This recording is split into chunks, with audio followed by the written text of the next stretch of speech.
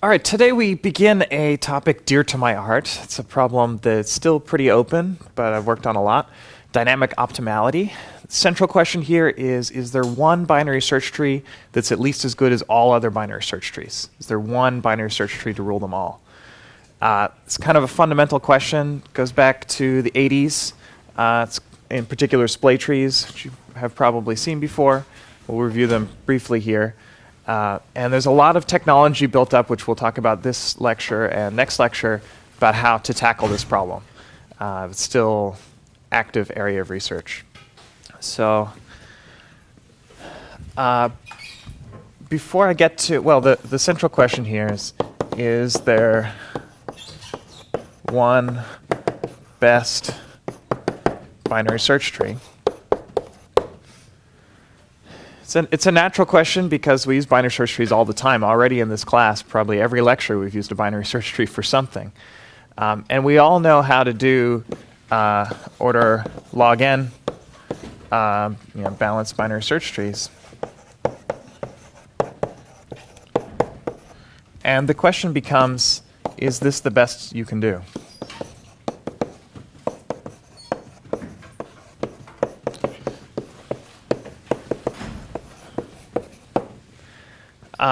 To make this more formal of a problem, I want to define binary search tree as a model of computation. Okay, we've talked about pointer machine model. Binary search tree model is a more restricted version of pointer machine. So it's less than pointer machine. Just so it's clear what the name of this game is, we require the data to be stored in a binary search tree as its keys.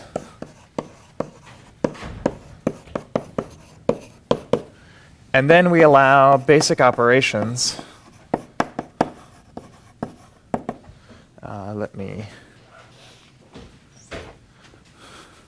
make sure I get the right list.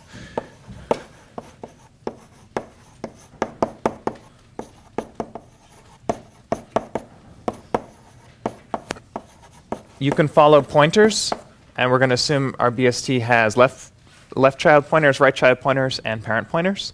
You can do each of these in constant time. And then the interesting thing you can do is rotate a node and its parent. Okay, so I'm sure you've seen rotations before.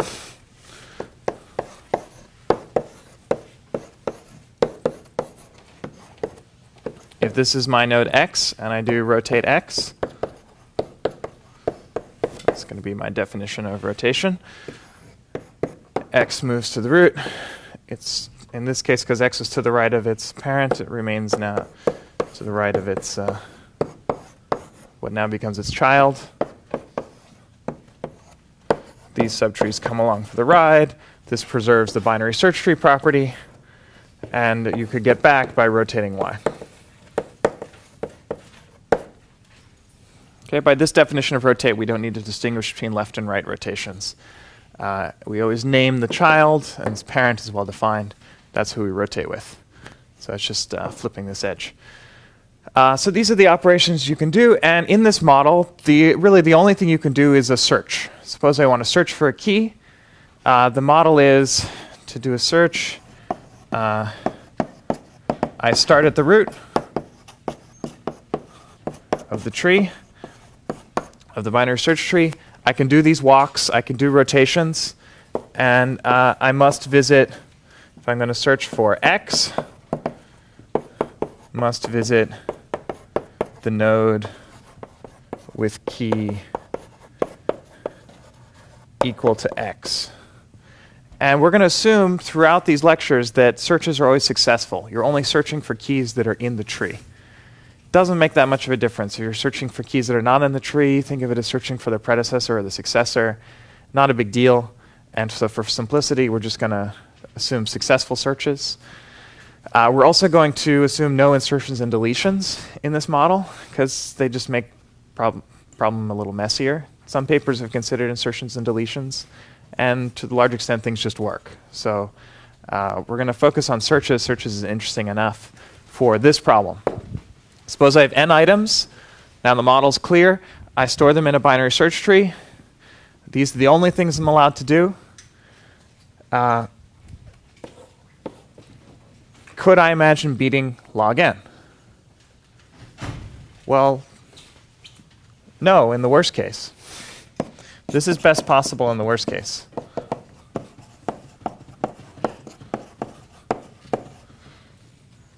Why? Because your tree has to have depth at least log n if you're going to store n things in it and it's binary. So your adversary could always just look at your tree and say, oh, I'm going to pick anybody who's at log n depth or lower. And if you're going to start at the root and walk left and right to get there, you're going to have to pay log n time every single operation. So actually, there's a lot of sequences. In fact, most sequences, you take an average sequence, this will be the case. But we'll see formal ways to prove that next class. But easy adversary argument tells you you need to go down log n in the worst case. But that's the worst case. The name of the game in dynamic optimality is to consider every case separately and do as well as you can all the time. In general, the answer to this question, is log n best possible, depends on the access sequence, depends on what you're searching for.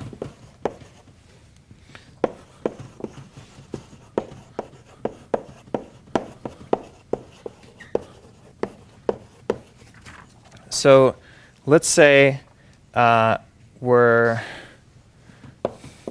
make things a little clean, let's assume that the keys we're storing are the numbers, integers 1 up to n. So in particular, there's n of them. And really, we just care about their order. So I'm going to relabel them to be 1 up to n. And say we search for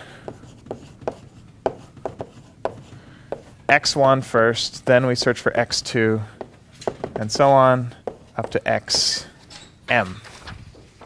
So these indices are time, basically. Over time, and you can plot this if you like. Here's time. Here's space. So at the first time unit, we search at x1, then some other place, then some other place. We can have repeats, whatever. Okay. Some search sequences are going to be slow. They're going to require log n time per access. In particular, if the adversary chooses xi to be the deepest node in the tree repeatedly. But some search sequences are going to be fast. Any suggestions, if you don't have the notes in front of you, of access sequences that we can do in less than log n time per operation, let's say constant? There's a lot of possible answers, I think.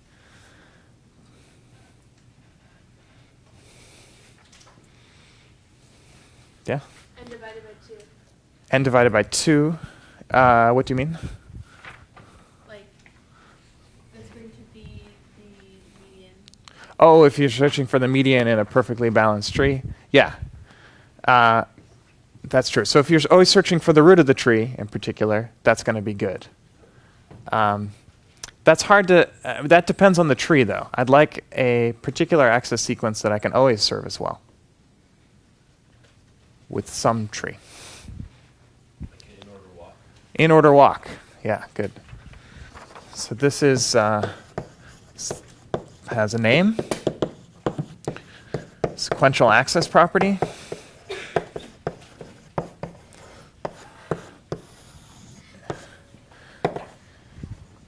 If you want to access the elements in order, so 1 through n, this should only cost constant amortized.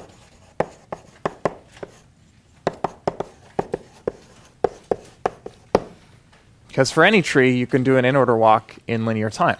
And so per search, if you're careful about how you do this, now this is not totally obvious in the model that I've set up, because I said search always starts at the root. If you let your search start where you left off, then you can definitely do this. It turns out you can assume this or not. It doesn't make a difference. It's maybe a fun exercise. But if you can essentially reroute the tree to be wherever you left off. I'm not going to prove that here. Okay, but in particular, some trees have this property. Some don't. I mean, if you use a red-black tree and you search for 1, then search for 2, then search for n, you're not going to get constant amortized because it doesn't realize this is happening. But if you're clever, of course, this can be achieved. Easy way to see how to achieve it is this is your binary search tree. You access 1, then you do a rotation with the right child of 1. So then you have this binary search tree, and then you access 2, and then you do a rotation. This is basically a way to make a deck. Simulate a linked list in a binary search tree. Okay, so it definitely can be done by some binary search tree. A stronger version of the sequential access property, a little more interesting, is dynamic finger property. This is something that should hold for every access sequence, and it gives you a measure of how expensive an access sequence is.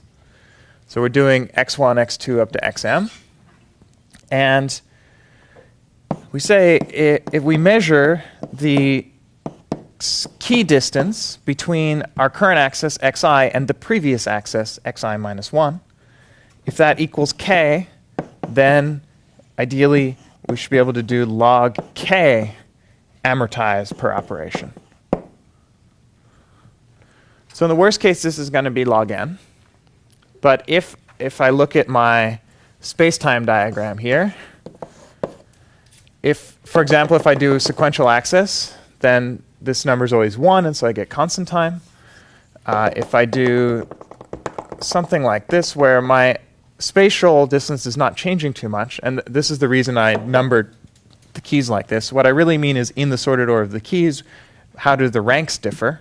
But if I number the keys 1 through n, that's just their absolute difference. So anything like this, dynamic finger property tells you you're doing well. Dynamic finger property can be achieved by a binary search tree, but it's quite difficult, as you might imagine. Or it's difficult, let's say, not necessarily super hard. If you don't need to do it in a binary search tree model, an easy way to do it is with what's called a level linked tree. So a level linked tree looks like this, and I add pointers between adjacent nodes in the same level. This is a pointer machine data structure. It's not a binary search tree, because binary search trees we're only allowed to do walk left, walk right, walk parent. But it's an easy way to do dynamic finger. You start from somewhere, you basically walk up to the right level, move over, walk back down, and you can do a search for xi from xi minus 1 relatively quickly. It turns out this can be simulated by a binary search tree, but we won't go into it here. Lots of fun puzzles here. Let's move on to some more bounds.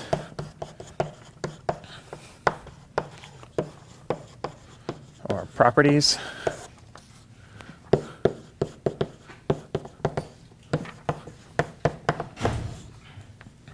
So next property is called the entropy property, or entropy bound. And it says if key k appears p sub k fraction of the time,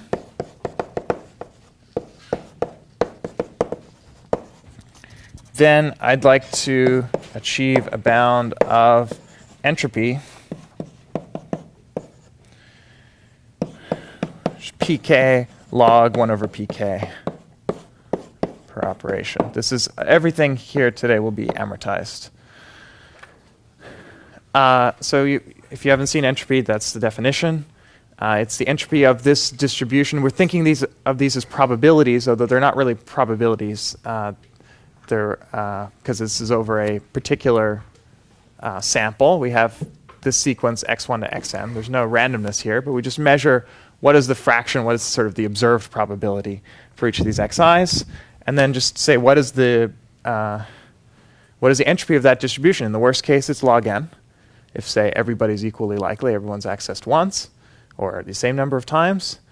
But if it's highly skewed, like if only one element is accessed, the entropy will be constant. Or if a small number of elements are accessed, the entropy will be constant. So this can be achieved. And in fact, if you disallow rotations, so if I change the model to forbid rotations, all I get to do is set up some binary search tree, and then I have to walk left, walk right, walk parent from in that binary search tree to do this. So if I get to see the xi's, then I get to build a binary search tree, one binary search tree.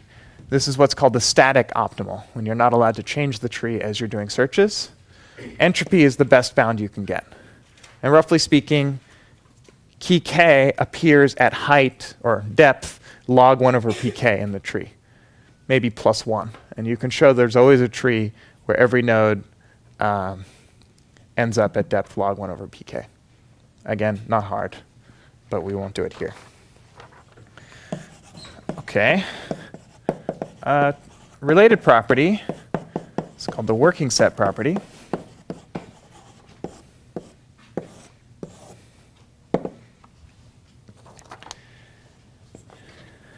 It's a little bit harder to state.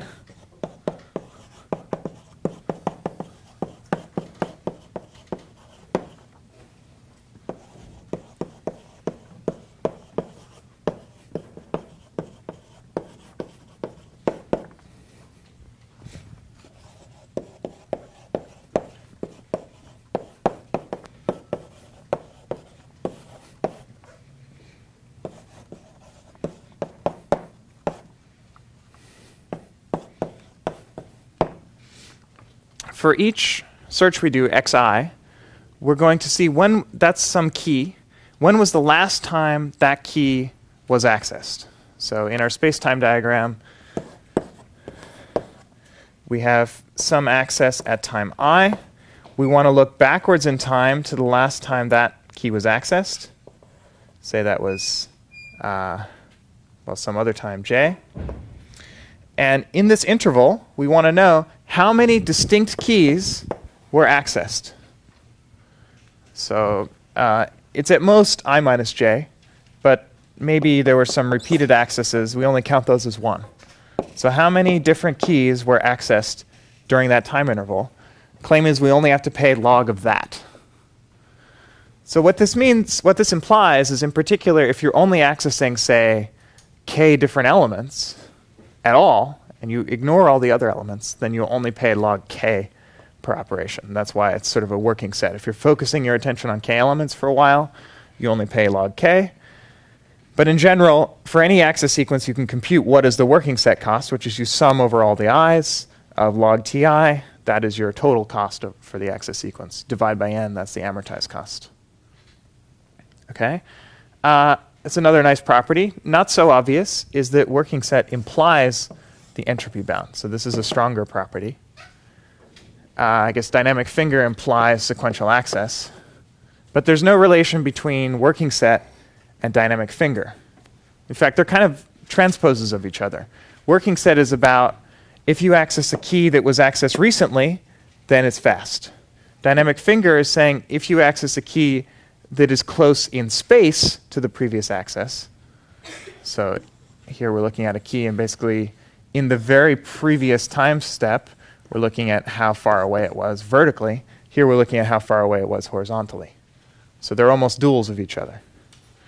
Be nice if you could have one property that included both dynamic finger and working set. I should mention, again, this is not obvious how to do it with a binary search tree, but it can be done. Leave it at that. We'll see eventually some trees that have it. For now, I just want to cover what are the conceivable goals we should aim for. Right, log n is too easy, so we need more challenging goals. So the next property that was introduced, we're getting into more recent territory, 2001. It's called the unified property, natural name, and it tries to unify dynamic finger with working set. And the rough idea is that if you access a key that is close in space to a key that was accessed recently in time, then your access should be fast. So here's the formal statement.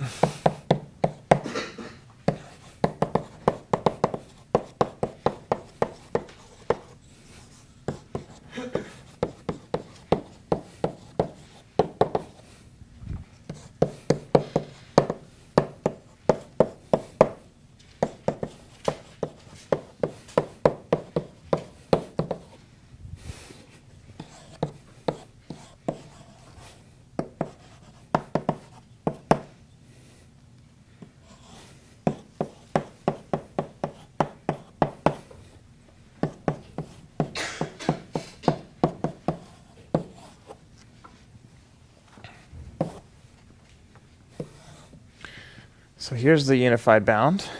Let's draw a picture. So here we're accessing xi time I, j, change of notation, time j. We want to evaluate the cost of xj. And we're basically going to look in, I guess one way to think of it is this cone, 90-degree cone where these are 45-degree angles. And if there's something, look at the first thing that you hit in that cone. Is that the right way to think of it? Maybe not. It's like you're growing a box. This is probably more accurate. And you find the first key that you hit in the box. It's a little more subtle than that because we're only counting distinct keys. But let's say you find this key. And this key is good because its temporal distance, this is time, is only this big. Its spatial distance is only this big. What we're going to pay is log of the sum of the spatial distance and the temporal distance. And temporal distance is measured as the number of distinct keys accessed in this time interval. So as long as there is some key in the recent past that is close in space, you take the min over all such keys. Magically, a unified structure has to find what is the most recent close item and search from there and achieve log of that. There's a +2 just to make sure if these things are 0, you still get a constant. You always have to pay constant time. Okay, so that's the unified property. Fairly natural generalization of dynamic finger and working set. I mean, you could change this plus to a product or a max. Doesn't make a difference. Yeah. Sadly, we don't know whether there is any binary search tree that achieves the unified property. What we know is that this can be done, this property can be achieved by a pointer machine data structure, which is more powerful than a binary search tree. But we don't know whether it's possible to achieve by a binary search tree. Best bound so far is that you can achieve this bound plus log n. So as long as this never gets too small, as long as this quantity never gets smaller than log n, then this thing will be log n and it's fine. But in particular, if this is constant, then it's only achieving log n. So it's not, there's an additive log n per operation loss. That's the best binary search, unified binary search tree known. Okay. This is all good. And this is sort of where what we call analytic bounds here ends. There are various attempts to, in general, we want to characterize what is the optimal thing we could hope for. When can we do better than log n? These are all specific cases where we can do better than log n, but it's not a complete characterization. There are sequences that have large unified bound, but have no, yet they can be accessed more quickly by the optimal binary search tree. And so while it'd be nice to characterize with some clean algebraic whatever, most of the work beyond what I've told you about here is just trying to figure out what opt is. Instead of trying to write it down, try to compute it. Instead of trying to define something that happens to match the optimal, let's just go for optimal. And this is the notion of dynamic optimality. And in modern terminology, this would be called constant competitive. But the paper that introduced dynamic optimality preceded competitive analysis, so it has another name. What we'd like is that the total cost of all your accesses, so this is like amortized cost, is within a constant factor of the optimal. What's the optimal? This is the, over all binary search trees, I mean, to be precise, I should talk about binary search tree algorithms, meaning you specify somehow how to do a search, and it may involve rotations and walks. So, it could be red-black tree, could be an AVL tree, could be a BB alpha tree, anything that can be implemented in this way. Those are all kind of boring. More sophisticated is something like a splay tree. ideally, you take the min over all binary search tree algorithms, the cost of that algorithm on that access sequence x, and you want the total cost of your algorithm on x to be within a constant factor of the optimal algorithm on x. X is a vector.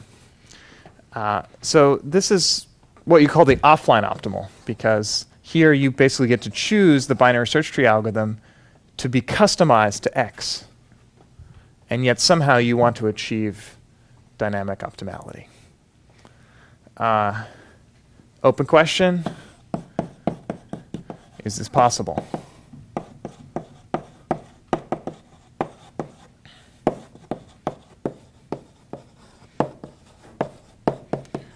And of course, we're only interested in online solutions. So you want to build a binary search tree that doesn't know the future, doesn't know what accesses are to come, but it has to be within a constant factor of the offline solution that does know.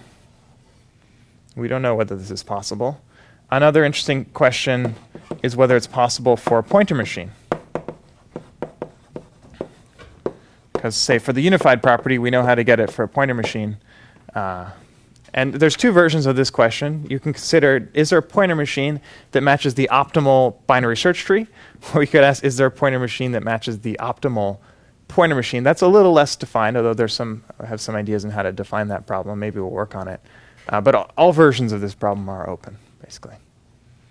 So this may seem rather depressing. What else am I going to do for a lecture and a half? But actually, there's a lot of study of this problem. And we do know some good things. For example, we can get log n competitive. So not within a constant factor, but we can get within a log n factor of the optimal. So that's pretty good. An easy result is to get log n competitive. Any balanced binary search tree is log n competitive, because best case you could hope for is constant. The worst case you can hope for is log n. So we're always within the log factor. But we can do exponentially better. We'll do that next class. Before we go there, I want to tell you about two structures, two binary search trees that we conjecture are dynamically optimal, but we can't prove it.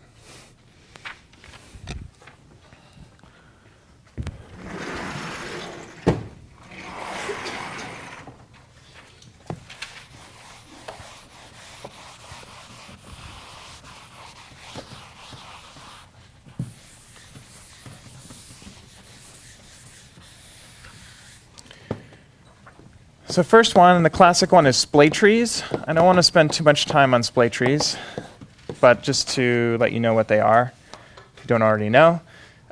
If you want to search for x, you search for x. You do a binary search for x in the tree. You locate x, and then splay trees always move x to the root. So this is what we call a self-adjusting tree. It changes the structure of the tree as you do searches, not just when you're doing updates. And there are two cases. If you look at x and its parent and its grandparent, if they're oriented the same way, so here it's two left pointers, could be two right pointers, then you flip them. So we rotate y and then rotate x. So it's in this model. And we get x, y, z in the other order.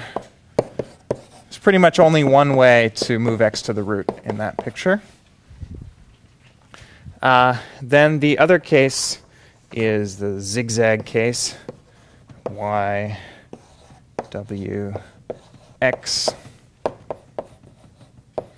So here the two parent pointers are in different directions. One's left, one's right. There's a symmetric picture. In this case, we rotate in the other order. So we rotate x, and then we rotate y. And in that case, you get, looks nice, x, w, y, and the subtrees hanging off. I'm not labeling the subtrees, but they have to be labeled in the same order, left to right. Okay, this is splay trees. You do this For x is the thing you search for. Now x is up here. Then you repeat. You look at its two parents. It's one of these two cases. You do the appropriate two rotations until x is either the root and you're done, or it's one child from the root and then you do one rotation to make it the root. Seems simple enough. It's slightly more sophisticated than an algorithm known as move to root, which is just rotate x, rotate x, rotate x, which would eventually propagate it up. Move to root is a really bad algorithm. You can show it can be a factor of square root of n. It can be square root of n per operation if you're unlucky. Splay trees are always at most log n amortized per operation, although that's not at all obvious. Rough intuition is if you look at the path, the root to x path, half of the nodes, at most half of the nodes go down when you splay. So why is that? Here, see, y stays at the same level. Z goes down, but x goes up. Here, w stays at the same level. X goes up, y goes down by 1. X goes up by 2. So you might call that a net improvement. But in general, you don't mess up the path too much. Half the items stay where they are. And so it's something like you're bisecting. If you repeatedly search for x, well, not repeatedly searching for x, but if you repeatedly search for things on that path, you're kind of cutting the path in half repeatedly. So kind of logarithmic. That's a very vague argument. And in advanced algorithms, it's proved why this is log n amortized. Question?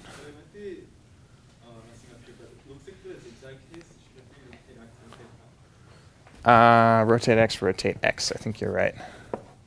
Yeah, y would go somewhere else. Thanks.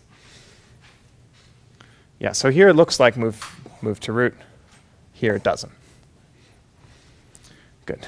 And there's lots of things known about splay trees. So for example, they satisfy the sequential access property. There's an entire paper, Combinatorica 1985, Tarjan, I believe, proving splay trees have a sequential access property. Not at all obvious, but it's true.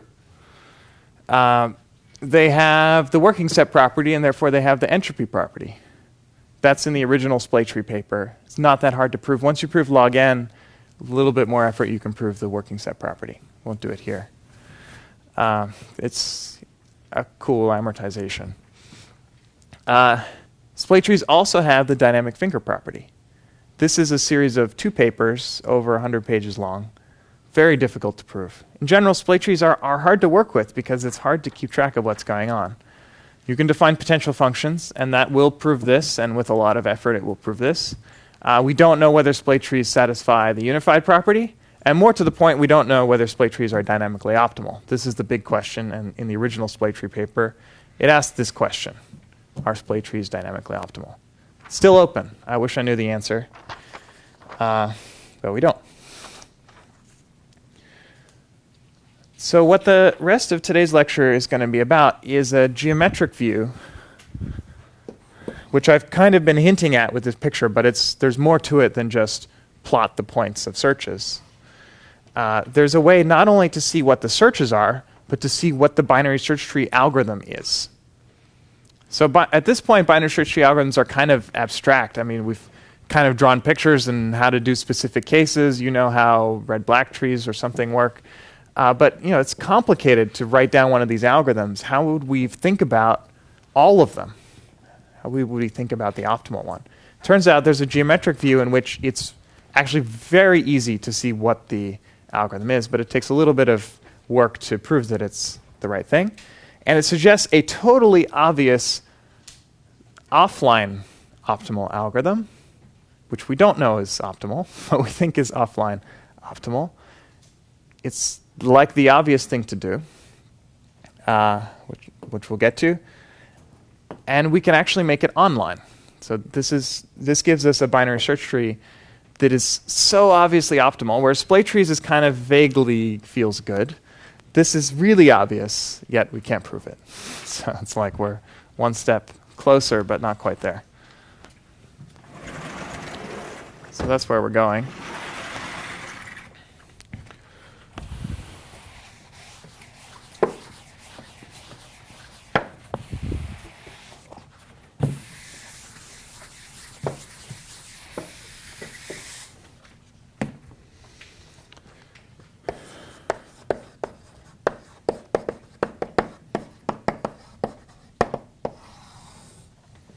So this geometric view was the topic of Dion Harmon's PhD thesis here at MIT, and it's also with John Iacono, Danielle Kane, who was an undergrad here, and Mihai Petrescu, who was an undergrad and a PhD here. It was published 3 years ago, 2009. So here's the idea.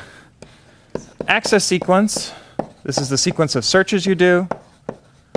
That's very easy. You just map it to the set of points where, I guess, I'm going to switch things on you. Sorry about that. X-axis is going to be space. Y-axis is going to be time. And I'm going to look at a specific example of this. Sort of pinwheel. There's 4 axes. At the first time, we access key 3, then we access key 1, then key 4, then key 2. Okay, we've been drawing this picture throughout the lecture. Now the interesting part is if you look at a binary search tree that actually accesses these elements, here's the exciting part. We're going to map this to a point set, which is which nodes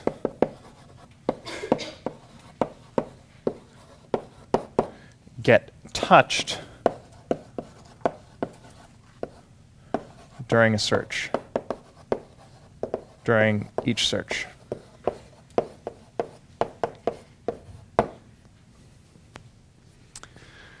Okay, this is the fun part. So what does touched mean? I erased the model. But in general, with the binary search tree, we only have one pointer into the tree. It starts at the root. It can go left. It can go right. It can go to the parent. Every node that gets visited it can do rotations. Every node that gets visited by walking, that's what I call a touched node.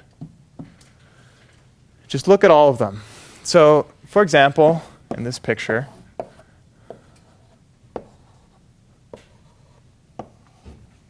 get a color.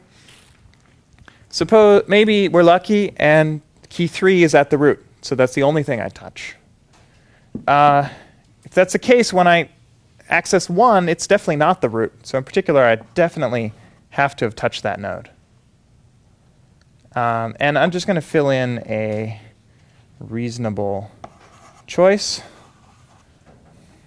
I happen to know this is a valid binary search tree. Not so obvious, but you can find one. I'm using here the greedy algorithm, actually. I'm cheating. We'll get to what that is. But in general, some point sets, like this point set, are not valid. There's no binary search tree that has this touch pattern. You just can't jump around, teleport without getting somewhere. But this one is valid. So which ones are valid? Oh, sorry, I need one more point. Let's do that. Which ones are valid? Which ones are invalid? How did I know that that was invalid and now this one is valid? Well, there's the theorem tell you. Then what I was just doing there will become clear.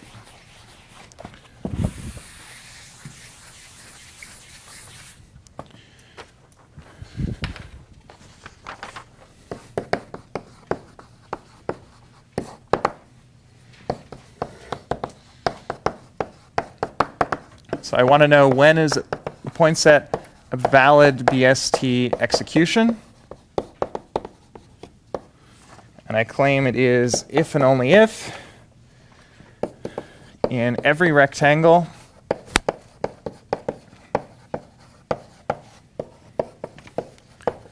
spanned by 2 points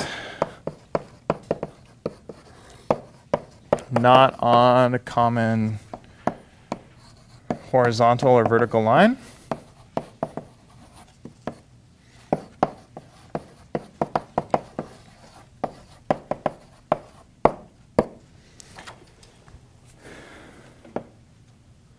In every rectangle, there's another point.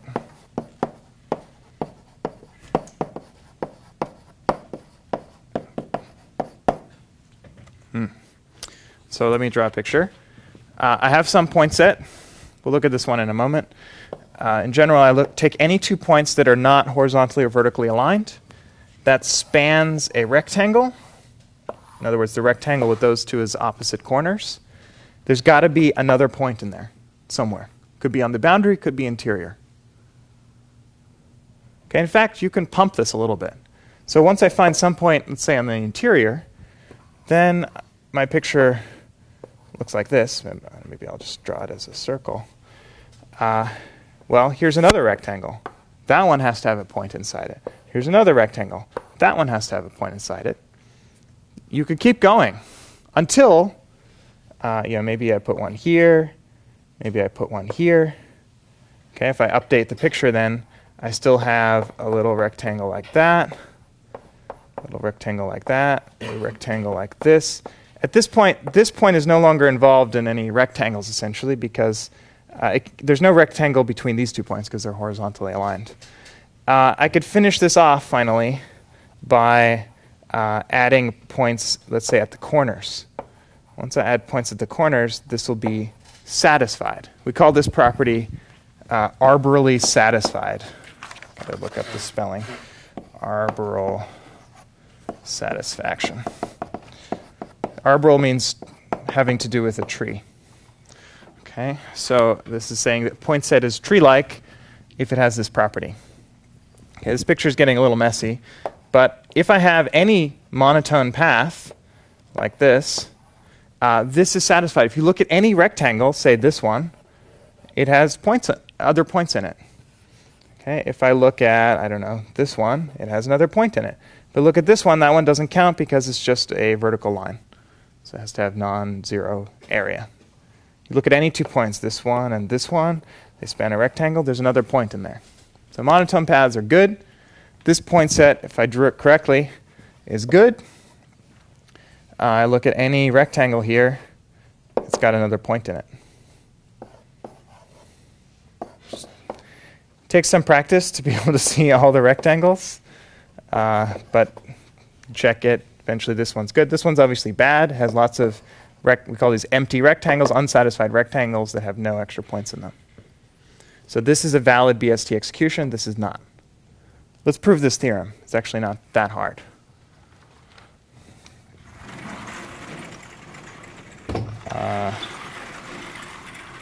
Yeah.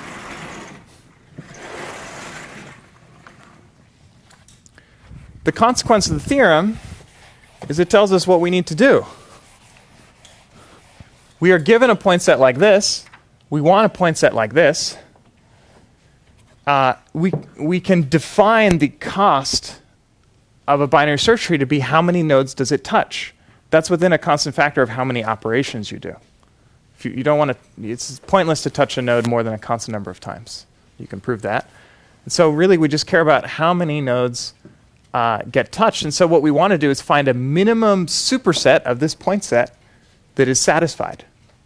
We're given a set which represents our access sequence that is not satisfied. We need to touch those points. That's the definition of search.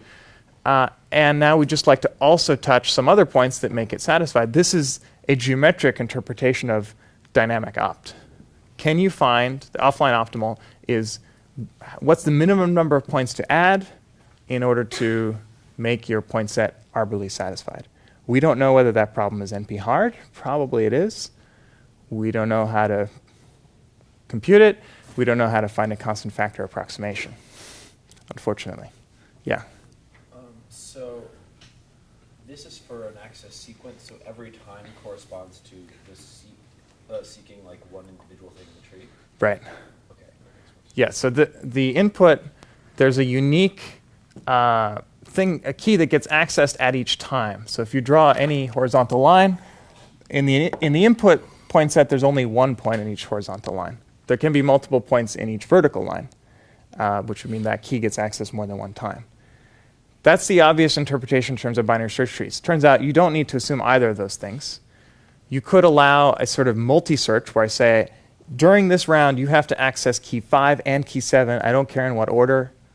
Whereas normally I say you have to access key 5, then you have to access key 7. You could do a multi-search where there's multiple points in a single row. All of the things I'll say work. It doesn't really make a difference, is the claim. You could also assume that no key is accessed more than once. So then there's only one, those would be the opposite extreme.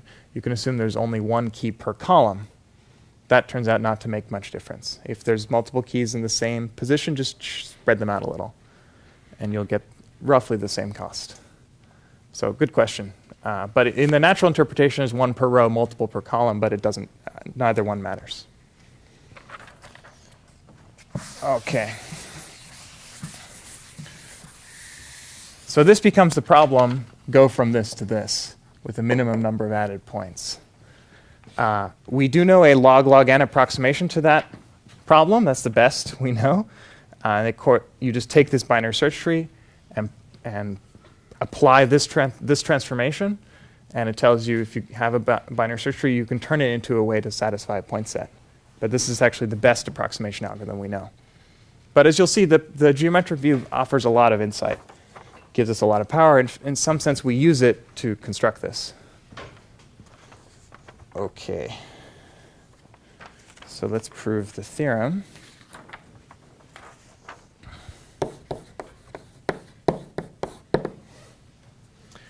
So there's two directions. We'll start with the easy direction. If you have a binary search tree, then it must be arbitrarily satisfied. Then we'll have to do the reverse, actually build a binary search tree out of a point set. That's kind of the harder step. So let's say we have 2 points. Let's say this is at time I. We access key x, and this one is at time j. We access key y. Let's suppose y is greater than x. There's a symmetric picture. We want to argue that there's some other point in this rectangle. Okay. Here's the plan. Let A be the lowest common ancestor of x and y. X is a key, y is a key. They are nodes in the tree. This is a changing quantity. As the tree wiggles around, does rotations, the least common ancestor changes. But at every time, it has some least common ancestor. Might be x, might be y, might be some other node. Okay? I want to look at a couple of things. Let's say right before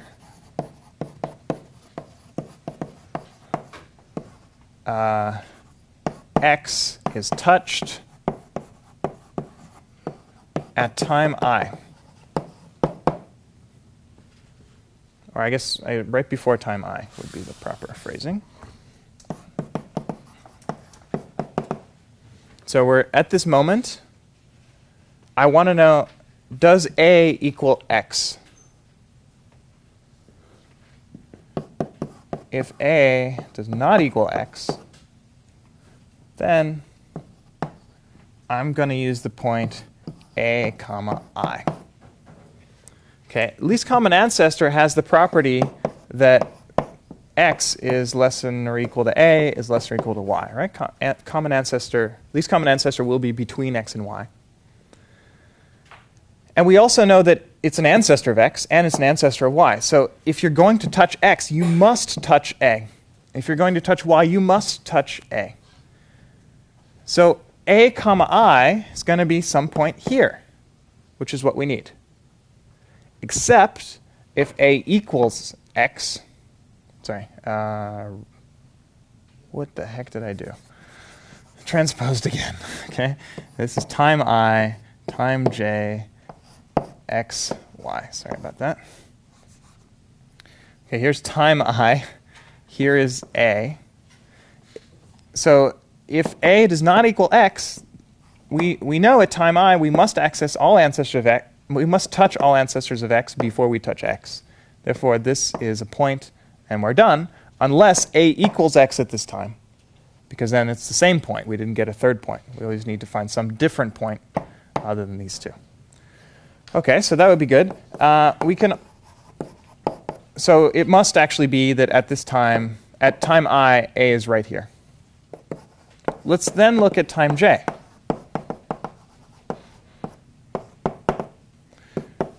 Same deal. At time j, here's y that gets accessed. We must also access A.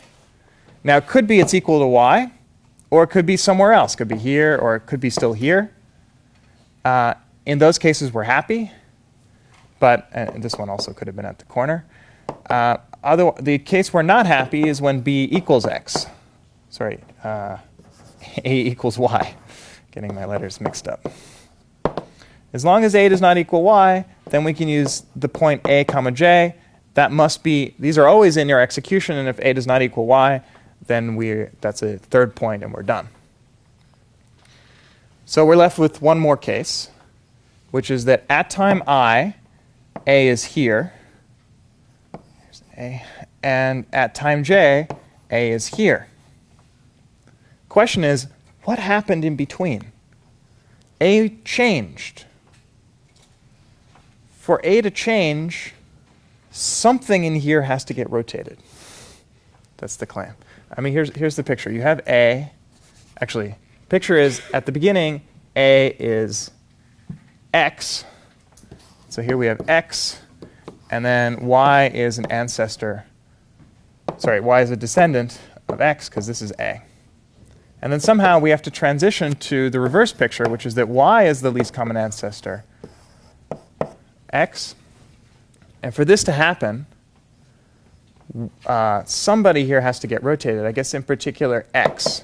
At some point, x had to overtake y, had to be moved up.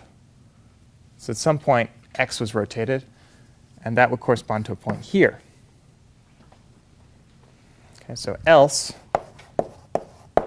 x must be rotated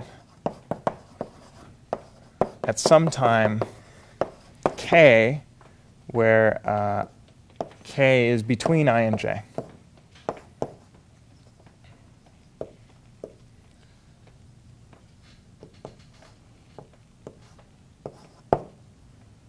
And if we set it up right, I guess because here a was still x, and here a is y, then it must be strictly between. Maybe like this would be what we want. And so then we use the point k comma x.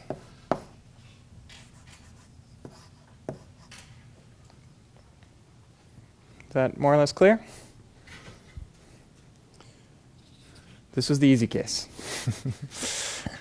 I guess it depends what you consider easy. Here we're given a search tree, and the short version is look at the least common ancestor. It's got to move around at some point. Or not. Either way, you're happy. So the least common ancestor gives you the points you care about. So for that, we just needed the least common ancestor idea. For the other direction, if we're given a point set that corresponds to, that has this satisfaction property, we have to somehow build from scratch a binary search tree. How the heck are we going to build a binary search tree? Well, with treeps.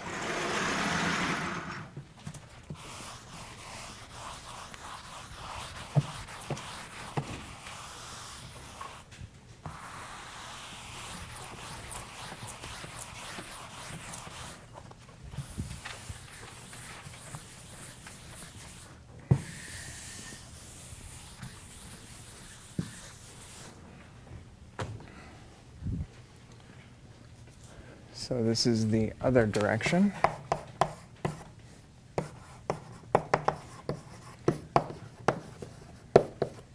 Treep is a portmanteau of tree and heap.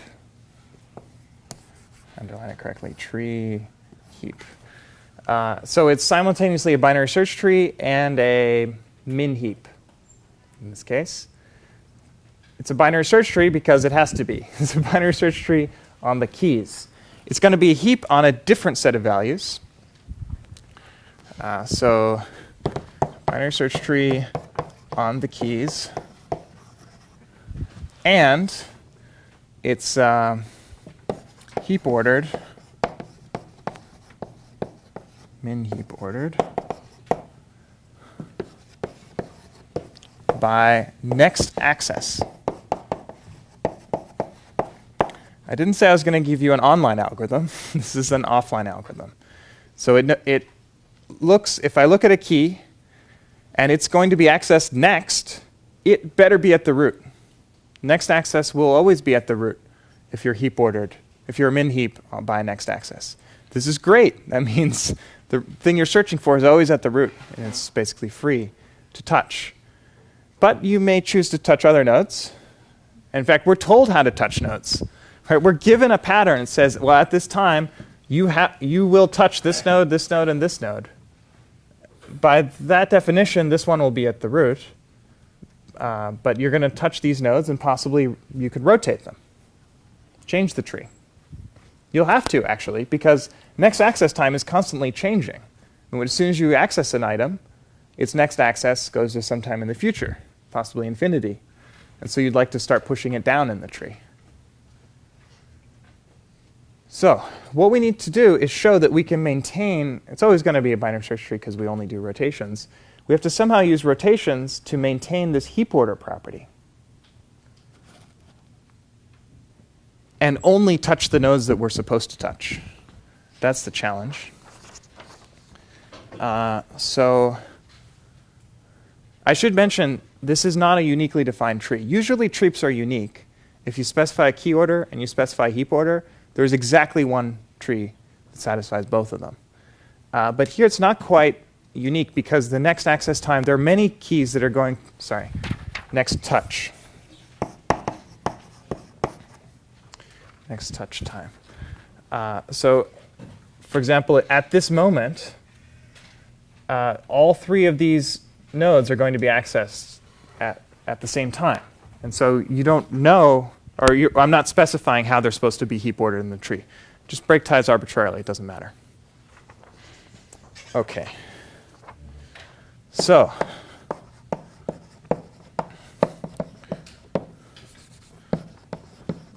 let's look at a time I. When we reach that time I, the nodes to touch form a connected subtree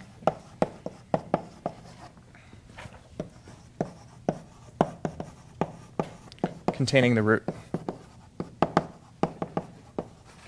Because according to heap order, they all want to be at the root. And so we break ties arbitrarily. Somehow, all the nodes that we're supposed to touch live in some connected subtree of the root. Sorry, some connected subtree containing the root. Okay, everything down here has a later next touch time. And so they're below, by definition of heap order. Okay, now one of these is the one we actually want to access, but we need to touch all of them. So touch all of them, navigate, walk left, right, whatever. The big question is, what should we change this tree into? I'd like to change into some other top structure. I can't touch anything down here. I'm only allowed to touch these points. Only want to rotate these somehow.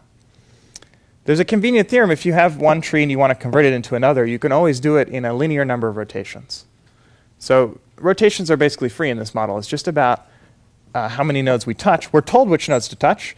We want to somehow rearrange them to restore this heap order property. Right? As soon as we touch all these nodes, their next touch time will be sometime in the future. We need to rearrange the tree to still be heap ordered by that new next touch time. OK. Here's what we do. I mean, there's only one thing to do. Rearrange those nodes in this connected subtree to be a local tree by the new next touch time. These are the only nodes that get a new next touch time. So it's more or less unique how to rearrange them. Do that. Now the hard part is to argue that the whole thing is now a tree. Why was it enough to only modify these nodes? Maybe you set one of these nodes to have a very large next touch time, so it's got to be really deep down there. And you can't afford to push it down deep because you're not allowed to touch any of these nodes. Looks worrisome. But turns out it just works. So if there were a failure, picture would be like this. We rearrange these nodes perfectly. In particular, let's look at some node x that has a child y that was not touched. So x was touched, all of its ancestors were touched, but y was not touched. So we know that the next touch time of x is greater than or equal to the next touch time of its parent, of its ancestor, up to the root. The worry would be that the next touch time of x is greater than the next touch time of y. So suppose next touch of x is greater than next touch of y. This would be a problem, because then you would not be a heap. So, claim is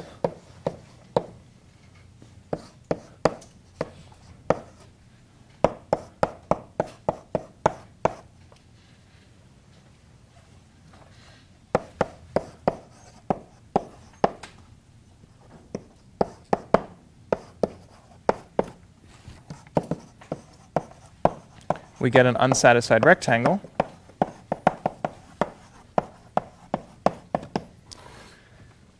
based on x and its next touch time and y and its next touch time. So let's draw the picture. Here's time. Here's space.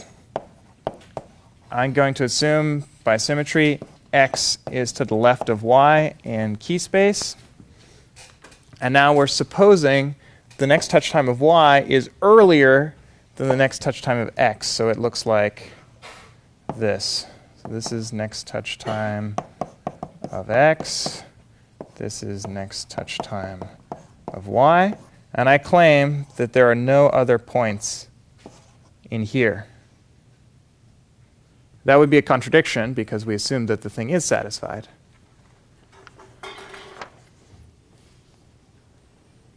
All right. To prove this, I need to go back a little bit to the definition over here. There are actually a couple of different ways to think about satisfaction, which I was getting at here, but I didn't solidify. So we said, OK, if you have 2 points and that rectangle is satisfied, there's some point, possibly in the interior, in that rectangle. But if it's interior, then I can keep going. If I keep going, in the end, I can conclude that not only is this rectangle non-empty, but there has to be a point on one of these two sides. Because if I choose any other point, I'll get a smaller rectangle. Eventually, I have to get one on one of those two sides. Could be at the corner, or this corner, but one of those two sides has to have a point on it. Also, one of these two sides has to have a point on it. It could be both of these constraints are met at once by having one point in the corner. But that's a somewhat stronger formulation, but equivalent formulation of the satisfaction property. So in particular over here,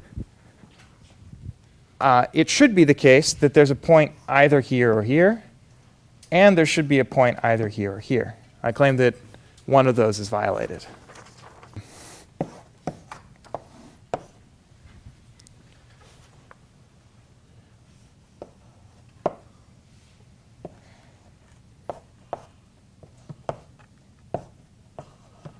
You'd think I'd know this stuff. I wrote the paper, but it's all these subtle details, easy to get wrong. I think what I want to look at is now, which is the moment we're drawing this diagram, versus the next touch time of y. Sorry, so this is x comma now. That's what my diagram looks like there, so I think that's what I mean. So ignore this picture. What we know is the next access to x is sometime in the future. That's what we're told here. Next touch of x is greater than next touch of y. So next touch of x is up here, which means this is empty. Okay? If that's empty, this better not be empty. Right, that's what we claim. One of these two has to have a point in it. This one's empty, so this Better not be empty, but I claim this is empty. Suppose it's not. Suppose it is empty. Suppose it's not empty. Wait, no. One of these. Yeah.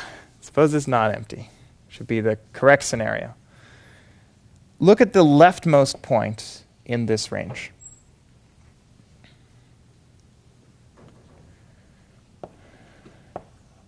This guy. It's a point between x and y in terms of key value. So in this picture, where could it be? Where are the points between x and y in this diagram? They have to be in the left subtree of y. Right? The only points in a binary search, if y is a child of x, the only points in the binary search tree that are between x and y are the left subtree of y, or there's a symmetric case. But in this picture, left subtree of y. But I put an x here. That means that whoever we're looking at, some point between x and y, has to be in this top tree. Contradiction. Done. Okay? If this guy is in there, then y was also in there, which meant there was a point here. And that's what we're assuming did not happen. This is supposed to be an interface between inside the set of touched nodes and outside the set of touched nodes. So there can't be any points in here, which means this is empty, which means you weren't satisfied.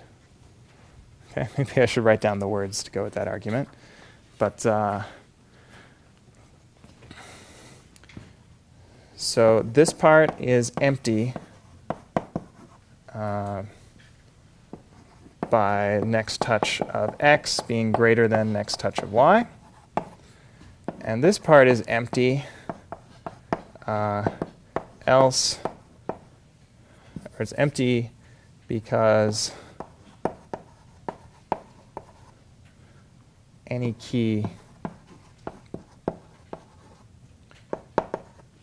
between x and y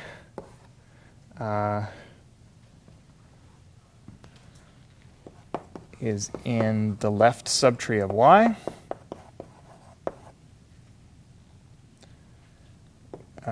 Which would imply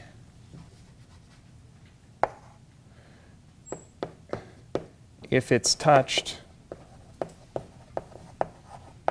then so is y. But y cannot be touched by assumption. So that's the end of that proof. A little bit longer, but hopefully it's pretty clear at this point. Question? Can't there be something like a descendant of x but an ancestor of y instead of being a subtree of y? So you could say it could be in between here. Yeah. It could be a descendant of x but an ancestor of y. But we're assuming here that this was a child relation. Y was a child of x. Okay. This was I didn't say that at the beginning.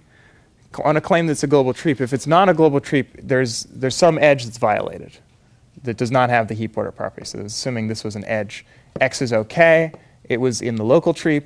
Y somehow is going to be bad because its next touch time should be higher, should be above. Other question? So that squiggly line you drew and like everything in that subtree root, it gets taken to, like the picture on the right is also it's the This same one? subtree, right?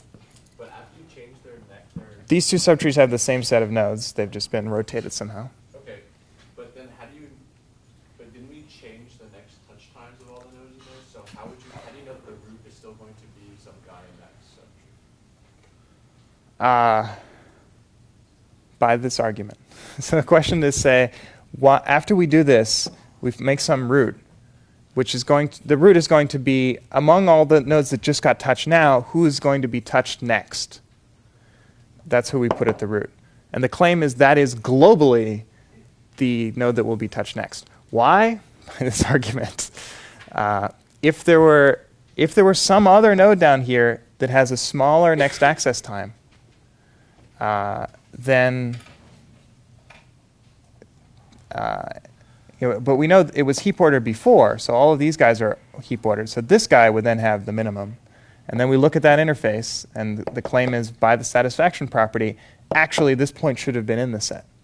So what this tells you is the guy that has to be accessed next, in particular, must be in your set, must be touched now. kind of magical. Well, actually, it's because they're tie breaking, I think, that this works out. Anyway, another question? So, like, when you're rearranging the nodes in the sort of subtree on top of the local tree, you're doing this all just by rotation, so that you're just leaving all Yeah, the trees. we're doing this transformation of the top tree into the local tree by rotations. I mentioned. Binary search tree property is never not satisfied. It's always Right, so we're staying within the binary search tree model, and in particular, then we stay a binary search tree. So we can't mess things up. And there's a nice theorem that if you have two binary search trees on the same keys, there's a way to get there with a linear number of rotates. So that's for free. So our new cost model is just to count points. The cost of this access is 1. The cost of this access is 2, 2, 3. If we just count how many nodes are touched, then the cost of the binary search tree is equal to the cost of the minimum satisfied superset of your points. So this is the problem now. Sadly, we don't know how to solve the problem, but we do know some things. I don't think I'll go through an example of this. It's not very exciting. You could run through this picture and see how the binary search tree changes. Actually, the binary search tree won't change at all here, so it's a little anticlimactic of an example. You can see it in the notes. I want to get to the greedy algorithm. So let's go here.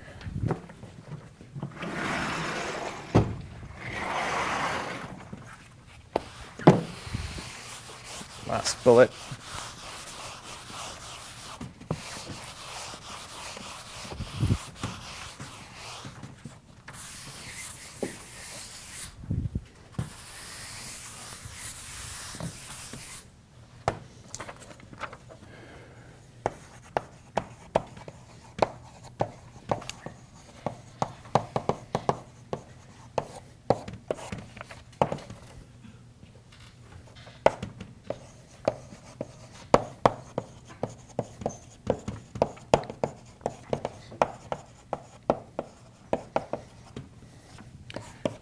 The idea is to imagine your points are added one at a time, bottom up. So I'm going to do the same example. First, we add this point. That's a satisfied set. Done. In general, add necessary points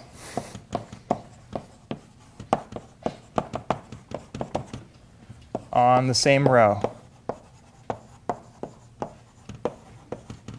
as the search. Okay, there's nothing to add here. Next point we add is over here. Got the orientation correct? Yeah. So this is 3. This is 1. Is this satisfied? No. There's a bad rectangle here. There's two obvious ways to satisfy the rectangle. I could add a point here, or I could add a point here. I'm going to add a point here because that's the row. This is current time. Okay, it's like a sweep line algorithm. We go up. Next point is over here. That's the next position of the sweep line. Now there's a bad rectangle. We fix it by adding this point. Now we're good. All rectangles are satisfied. Next level is there's a point here. Now there's two bad rectangles. This one, so I've got to add a point here, and this one, so I've got to add a point here.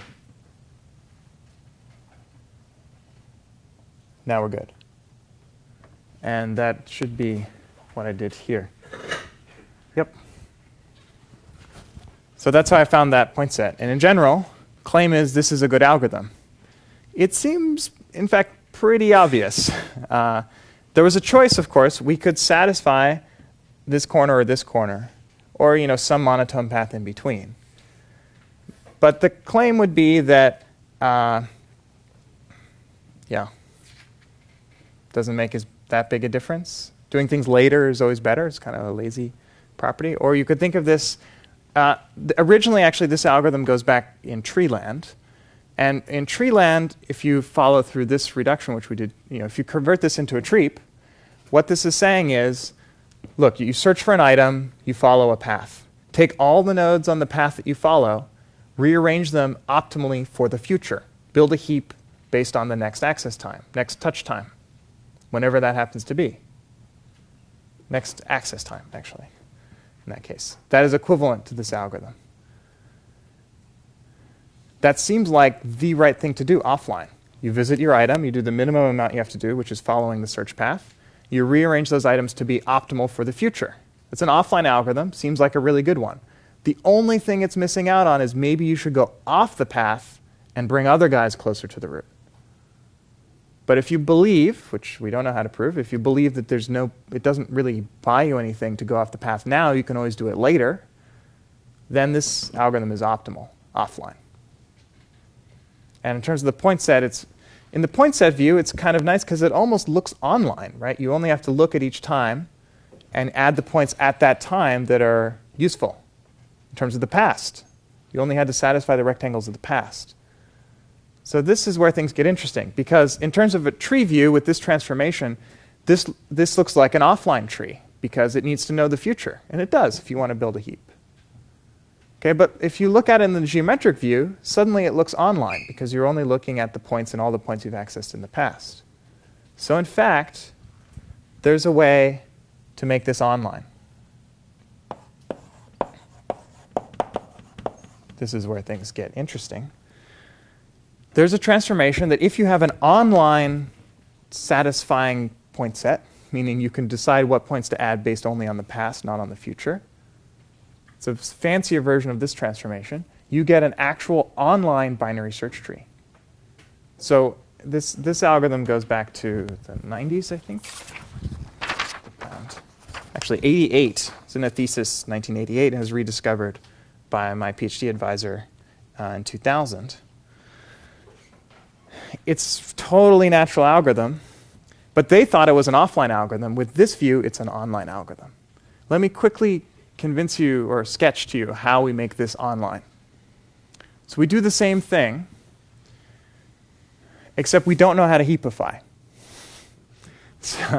Because we don't know the next access times. But we know whatever we touch, some connected subtree of the root, we know what we touch whatever greedy tells us to touch. We'll touch all these guys or whatever. How do we rearrange them? We don't rearrange them. We store them into something called a split tree. Split tree has the feature, it's a tree, binary search tree. And if you ask for some item x, you can move x to the root. So then you have a left subtree of x, right subtree of x, and then delete x. And now you're left with things that are less than x and things that are greater than x. So greater than x. And you can do all this in constant amortized time. Ooh. This is what we need, if you think about here. I'm going to take all these items that were touched, throw them into a split tree. My resulting structure will be a tree of split trees. So think of it as, when I touch all these items, I just sort of throw them all in the root, but that root is represented by a split tree. And then hanging off here, there are other split trees, which may have several keys in them. When I now touch a node, you can show that if I'm trying to touch some node here, I can't just magically touch a node here. I had to have followed, in the actual tree, whatever the optimal tree is, I had to follow some root to leaf path. So in fact, the predecessor and successor here had to have been touched before I touched this one, which means I'm going to split those nodes. So when I actually, this is basically lazy evaluation. When I actually access something in here, that means I want to pull it to the root. I want it to pretend that it was at the root. That's what the tree would have done. So basically pull it up, be a root, split, because now there's two structures left where I don't know their orders. But I know that this item was first. And so I end up with, I don't actually remove it, but I remove it from the split trees. So I make it look like this. And here's the guy where I wanted to access something. Okay, so I split this root into two split trees, and I have an individual node up here. If I can do this in constant amortized time, it's as if this node was at the root in the first place. And so I simulate this perfect tree order, but using a data structure, split trees, which can actually be solved. How do you solve split trees? You just do the obvious thing, more or less. Ideas, red-black trees, take your favorite balanced binary search tree. Red-black trees work fine. If you're given a node, you can split there. You basically just carve it in half. How much does it cost to split? Well, if you're a little bit clever, let me go to a board of cleverness. The one thing we have to optimize for is what if you're splitting like right here, very close to the left. If you're clever, you'll search from here and cut off this part in time basically proportional to the height of that tree. Okay, you might get some propagation up here, but that's very small amortized. Okay. On the other hand, if you search over here, you'd like to spend only time proportional to this. So in general, if you just search in parallel here, you can split in, let's say this has size n1, and the rest has size n2. You can split in order log the min of n1 and n2. And you can show that if you just, that's straightforward splitting. That's really easy to do. You can show that that implies constant amortized. Because either you're cutting off a very little nibble and the cost is small, or you're cutting things more or less in half, but that can't happen very much. Then you charge to the fact that log n is going down by 1. And overall, you get a linear cost to splitting nodes. It's an amortization. Now, the trouble is this is not a binary search tree. How in the heck do I have 2 pointers that in parallel search? Well, you have to take these 2 halves of the tree and interleave them to make them a binary search tree. It's kind of awkward, but just mesh it all together. Fold it in half, basically, and turn it upside down, then you've got a binary search tree. So there's some messy stuff there, but that's just a hand-wavy argument that you can make greedy online. Next class, we'll talk about lower bounds, which almost prove that greedy is optimal, but not quite.